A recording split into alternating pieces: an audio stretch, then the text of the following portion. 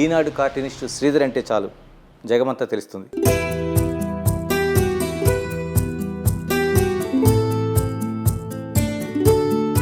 Cartoonist అవ్వాలనుకున్నారా, లేకపోతే అనుకోకుండా ఈ కార్టూనిస్ట్ ప్రయాణం ప్రారంభమైందా? ఇదంతా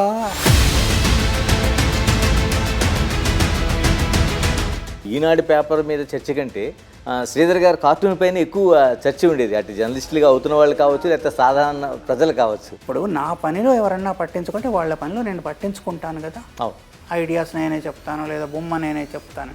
అప్పుడు కార్టూనిస్ట్ గతి ఏమిటి? ఎన్టీఆర్ని తీసుకుంటే ఒక దేవుడిగా, ఒక రాముడిగా, కృష్ణుడిగా ఇన్ని రూపాల్లో చూపించారు. అదే ఎన్టీఆర్ని స్త్రీ రూపంలో వస్త్రాలు కట్టుకుంటే ఎలాగో చూపించగలిగారు. ఇన్ని వెళ్తున్నప్పుడు మీ మానసిక సంఘర్షణ? ఆయన చేసిన పనులకే కానీ నేను ఆయనకు ఆపాదించింది ఏముంది?